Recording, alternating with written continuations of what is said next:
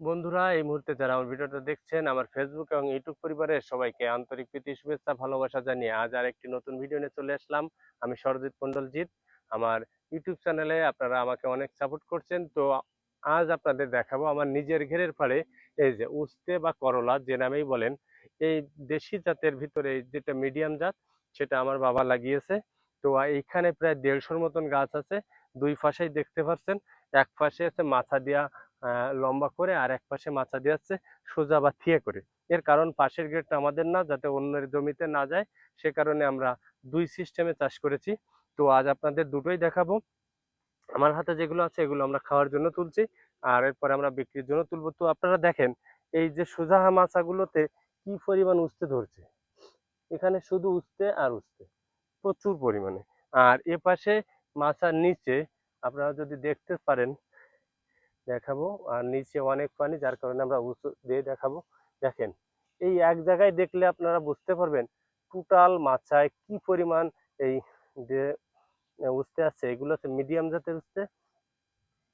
আর এটার সবচেয়ে বেশি গুরুত্বপূর্ণ বিষয় হচ্ছে এইটায় সার দেওয়া আছে খুব কম, আর এর গোড়ায় দেওয়া আছে কচুরিপানা, যার কারণে গাছগুলোতে আপনার প্রচুর পরিমাণে শক্তি পায়, প্রায় ন্যাচারাল ভাবে একটা শক্তি পায়। আপনারা এদিকে আসবেন, প্রত্যেকটা গাছের গোড়ায় কচুরিপানা দেওয়া আছে।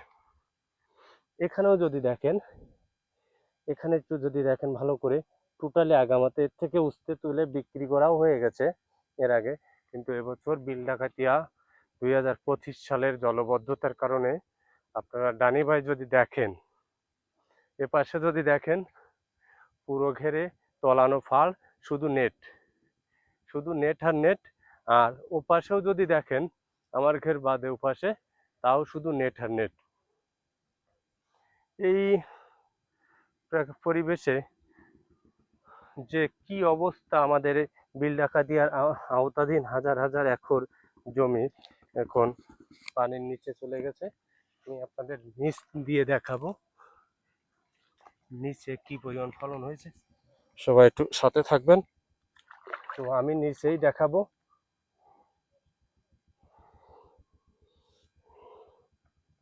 তো দেখেন বন্ধুরা, প্রতিটা গাছে এই যে উস্তেগুলো কি পরিমাণ ধরেছে, ব্যাপক ফলন। আপনারা না দেখলেই বুঝতে পারবেন না। দেখেন, এই উস্তেগুলো খুবই সুন্দর খেতে, সুস্বাদু, তিতো ভাবটা কম। তো এরকম আপনারাও চাষ করবেন। আর ঘেরের ফাল যদি উঁচু না হয়, তাহলে এরকম জলবদ্ধতার কারণে হাজার হাজার একর জমির ফসল নষ্ট হয়ে যাচ্ছে। এখানে দেখেন, ব্যাপক, এভাবে টোটাল খেতে প্রচুর পরিমাণে ফলন হয়েছে।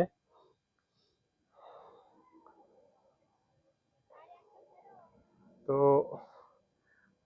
ভিডিওটা এই পর্যন্ত। সবাই ভালো লাগলে অবশ্যই চ্যানেলটা সাবস্ক্রাইব করবেন। সবাইকে ধন্যবাদ।